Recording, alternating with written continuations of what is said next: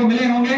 भारत के अगर सर्वश्रेष्ठ सूची शिक्षकों की होती है तो उसमें एक नाम लक्ष्मण तिवारी का भी आता है। मैं ये नहीं कहता कि 1 2 3 4 एक जो सूची है टॉप क्लास की उसमें ये नाम उपलब्ध होता है। चाहे सर कभी भी टीआरई का बैच में मैंने जब पिछली बार जबरदस्ती कर दिया था, जब बीपीएससी का मेंस का बैच चल रहा था बोर्डिंग रोड पे, तो सर ने एक पीआरटी के अंदर उनकी क्लास हमें छुपा के डाल दी थी सर की, सर पढ़ा लेंगे बच्चे पढ़ लेंगे। लेकिन इस बार हमने सर कभी भी इस एग्जाम्स में नहीं पढ़ाते हैं, सर केवल आईएएस वाले लोगों को पढ़ाते हैं। लेकिन हमारे मौत निवेदन पे और सर ने बोला कि नहीं सर, जब ऐसी समय विकट समय है तो अब जब बच्चों को जो मिलना चाहिए वो भारत का बेस्ट कंटेंट में से एक कंटेंट मिलना चाहिए, क्लास में कॉन्सेप्ट मिलना चाहिए।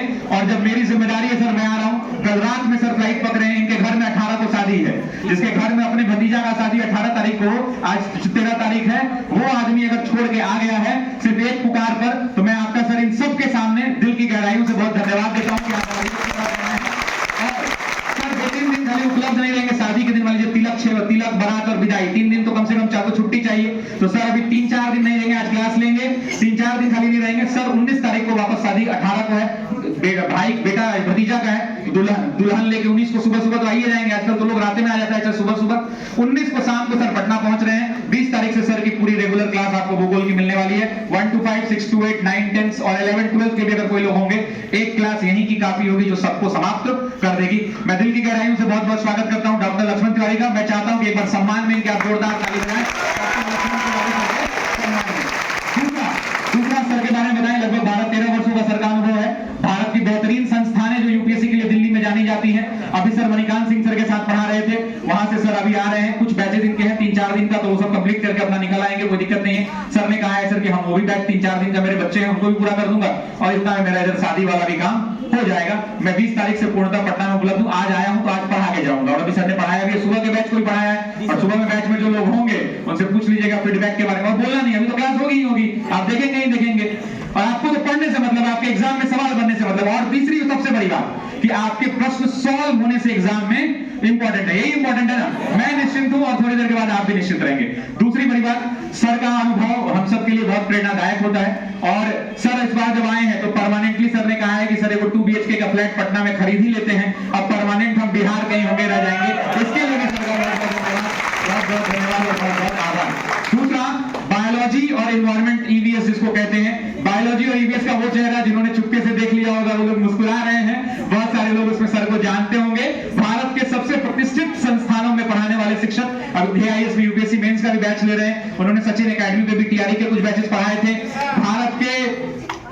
भारत के जाने माने शिक्षक ईवीएस के और उससे ज्यादा साइंस के अंदर में बायोलॉजी पोर्शन को कवर करने वाले, स्वागत करिए जोरदार तालियों के साथ डॉक्टर साजिद अली सर का।